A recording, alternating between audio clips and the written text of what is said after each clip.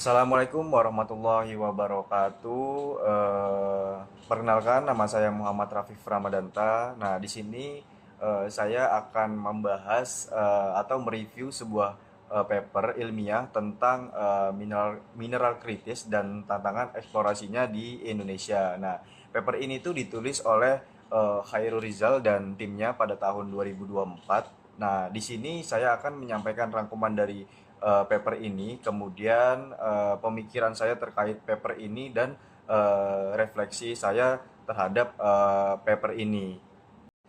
Nah, pada slide kedua ini bisa kita lihat, nah mengapa sih mineral-mineral kritis ini menjadi rebutan dunia seperti mineral litium, kobal, nikel, dan logam tanah jarang itu sangat penting. Nah, menurut paper ini, mineral-mineral itu tuh adalah komponen-komponen yang penting dalam transisi energi bersih seperti mobil listrik, panel surya, turbin angin, dan baterai, di mana tanpa litium itu baterai tidak akan bisa menyimpan energi, kemudian tanpa nikel baterai itu tidak akan bisa kuat, tanpa kobal baterai itu akan cepat rusak, dan tanpa logam tanah jarang motor listrik dan turbin angin itu tidak akan bisa bekerja secara efisien. Nah, bisa kita lihat bahkan International Energy Agency memperkirakan permintaan litium itu akan naik 8 kali lipat pada tahun 2040.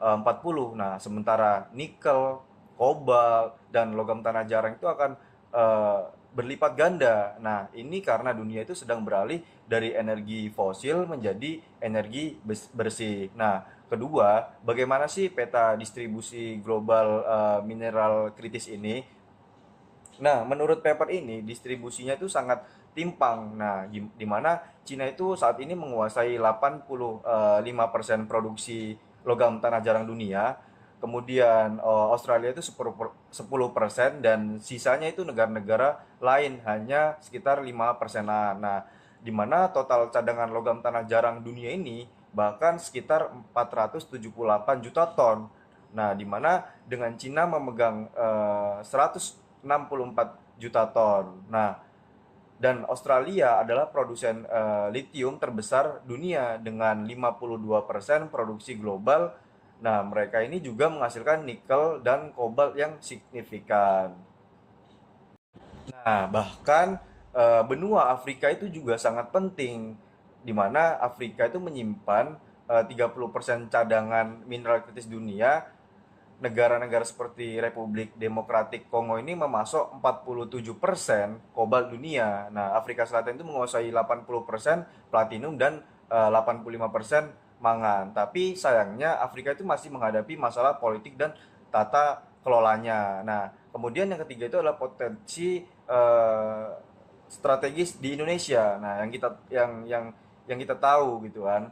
Nah, Indonesia di mana kita bisa lihat Indonesia itu memiliki 47 jenis komoditas mineral kritis berdasarkan keputusan Menteri ESDM nomor 296 pada tahun 2023, contohnya nikel, timah, bauksit, tembaga, dan logam tanah jarang. Nah, ada 28 bahkan lokasi mineralisasi logam tanah jarang di Indonesia, tapi baru 30% yang sudah dieksplorasi awal. Nah, 70%-nya ini adalah sisa yang belum tersentuh.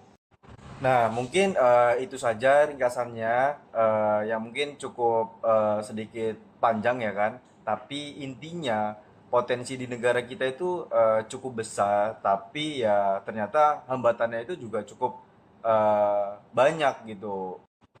Kemudian refleksi saya tentang peran masa depan dan solusi berkelanjutan ini.